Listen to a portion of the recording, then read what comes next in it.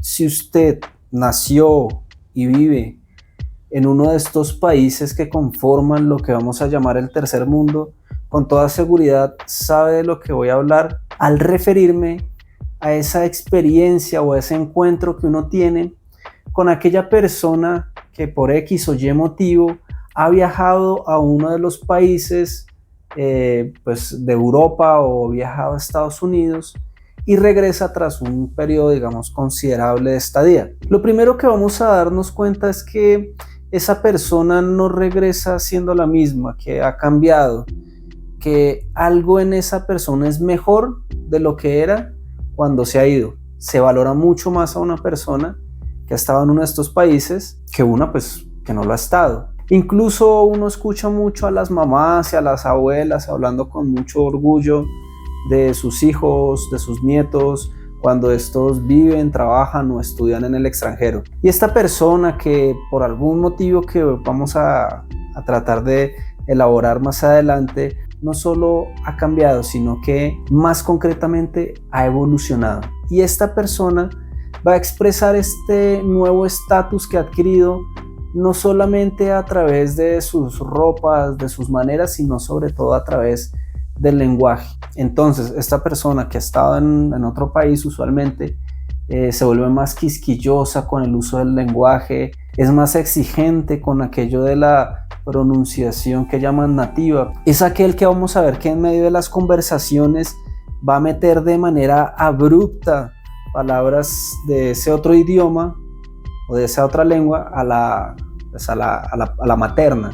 E igualmente va a ser esa persona que espera una reacción y una consideración especial por parte de sus semejantes. Entonces va a ser la comprensión de esta experiencia de la persona que va a otro país y regresa, y todas estas transformaciones de las que estamos hablando, lo que va a interesar a Fanon en el primer capítulo del libro, que se llama El negro y el lenguaje. ¿Por qué el lenguaje va a ser tan importante? En primera instancia, el lenguaje no simplemente es hablar y ser entendido, intercambiar información, expresarse, y por el contrario, el lenguaje tiene que ver con el mundo en sí mismo, con una forma muy particular de habitar en él y de hacerse visible para los demás. Cito a Fanon y digo: damos por supuesto que hablar es existir absolutamente para el otro, pero entonces con el colonizado o el negro, que es la subjetividad a la cual está tratando de llegar Fanon con su análisis, va a estar dividida en dos. Su psique va a estar partida en dos. Una la lleva a relacionarse a través de cierto lenguaje con sus congéneres, y otra le lleva a relacionarse con los blancos o con las personas digamos, para ponerlo un poquito más actualizado, de los países que se consideran del primer mundo. ¿Y por qué? Porque además de hacerse visible, la adopción de un lenguaje es asumir una cultura, es soportar el peso de una civilización, dice Fanon. Eso no quiere decir que una persona pues que hable más de un idioma tenga un problema psicológico como tal, ¿no? Eso no es así. El problema viene es de las valoraciones que vamos a encontrar, precisamente ese carácter y esa relación que tiene el lenguaje con el mundo. Una persona que hable de manera más adecuada el idioma de la metrópoli, pues se parecerá más a lo que se puede considerar el verdadero hombre. Cuanto más y mejor haga suya una lengua, mejor va a representar los valores de ese lugar al que se aspira a imitar. Por eso es que para nosotros, las personas del tercer mundo, es tan importante todo esto de la dicción, de la pronunciación. De hecho, Fanon cita un apartado de un poema, no me acuerdo bien si es de Césaire, que dice: cállate, te he dicho que tenías que hablar francés, el francés de Francia, el francés del francés, el francés francés.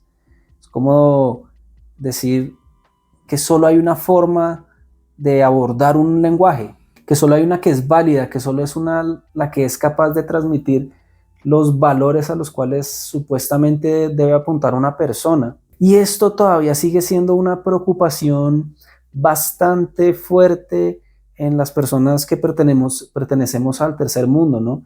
Pues yo que de pronto he estudiado para certificarme en ciertas lenguas, pues al momento de estudiar uno se dirige mucho, por ejemplo, a canales de YouTube y hay muchos videos, hay mucho contenido en redes acerca de esto del hablar nativo, que básicamente no es hablar bien, sino es imitar a una persona que uno no es. Hablar como si uno no fuera perteneciente a una cierta cultura. Es hablar como desligándose del lugar de origen. Y estas diferencias marcadas que establece el lenguaje, en términos de género, de raza, de clase, no se queda en el ámbito de esta persona que ha estado en la metrópoli, sino que se extienden estas formas de discriminación pues a los países periféricos, a los países del tercer mundo, y esto se hace más fuerte con la globalización. A veces puede sonar como una exageración, pero por ejemplo la permanente inclusión de anglicismos,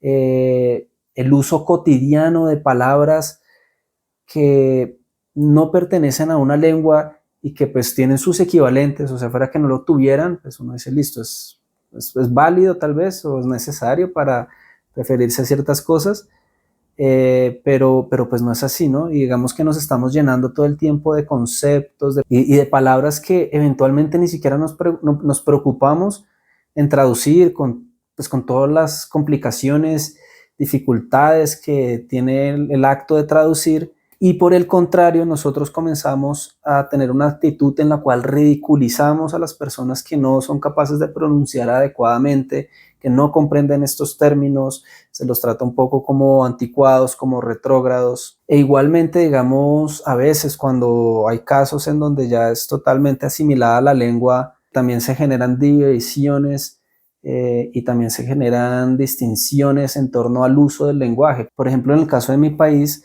Colombia, donde pues el español ya es pues, la lengua predominante desde hace bastante tiempo, también trata de seguir estas delimitaciones raciales que se determinan y pues valorativas que se determinan a través del uso que se hace, ¿no? Digamos, durante mucho tiempo se valoraba en especial en las élites dominantes, en aquellos que ocupaban posiciones importantes de poder, en las altas esferas, se valoraba este español que se consideraba como un poco como neutro, como limpio, que era sobre todo aquel que se expresaba o que se hablaba en el centro del país, en la capital, en eso que llamaban la ciudad letrada, y por el contrario se denostaba de aquellas expresiones que se daban en las periferias. De otro lado vamos a tener esto de la infantilización. El lenguaje, el manejo de un lenguaje, el nivel de relación que uno pueda tener con él,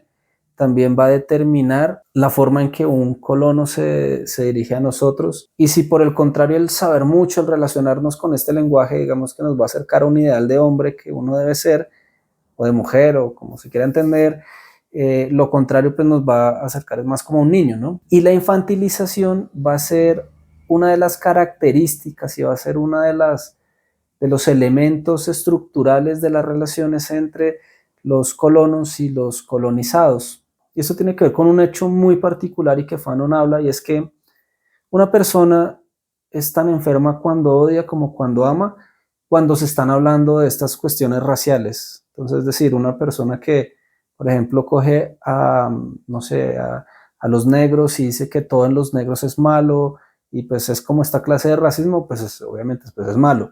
Pero, por ejemplo, también otra clase de racismos que da lugar, por ejemplo, no sé, yo he visto mucho este tema del indigenismo y de inocentar como a estas comunidades tan lindos, tan bellos, tan bonitos.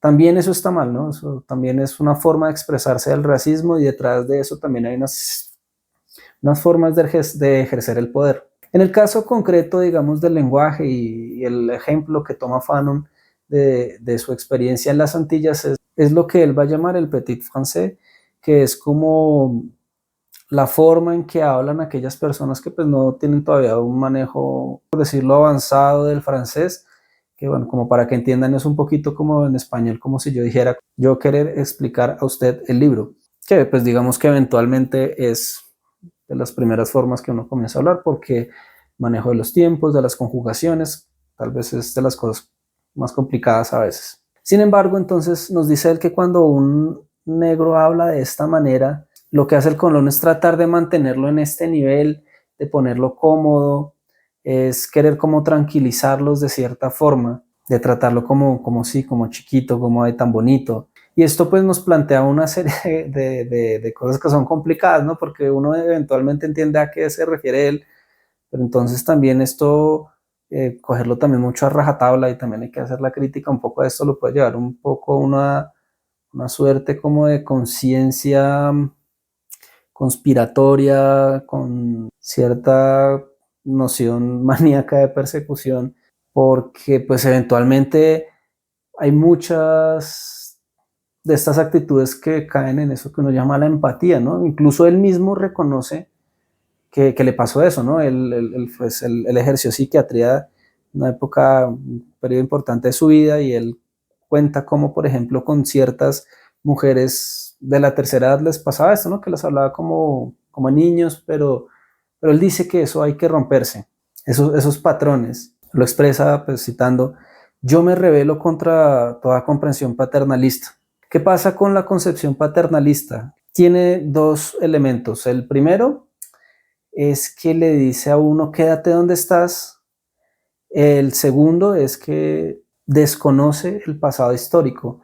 Y la falta de este pasado pues va a generar ciertas eh, trabas al momento de dejar que las personas elijan qué es lo que quieren hacer, tiene que ver con la autodeterminación, porque pues una persona sin pasado es una persona sin futuro, ¿no? Un pueblo que no tiene una historia, pues se supone que no sabe a dónde quiere apuntar, que no sabe lo que quiere. Por el momento, digamos que hemos tratado esto como del lenguaje, las implicaciones de adaptar una lengua, porque en el tercer mundo estamos tan preocupados con la pronunciación, con ciertas formas de expresarse de los países pues que se consideran desarrollados. Entonces, los invito a que dejen sus comentarios si alguna vez pues han tenido como esta experiencia de entrar en contacto con una persona que estaba allá y si les ha pasado que de pronto lo admiran o como que les cae pesado porque es una persona que se vuelve un poquito como insoportable, como engreído.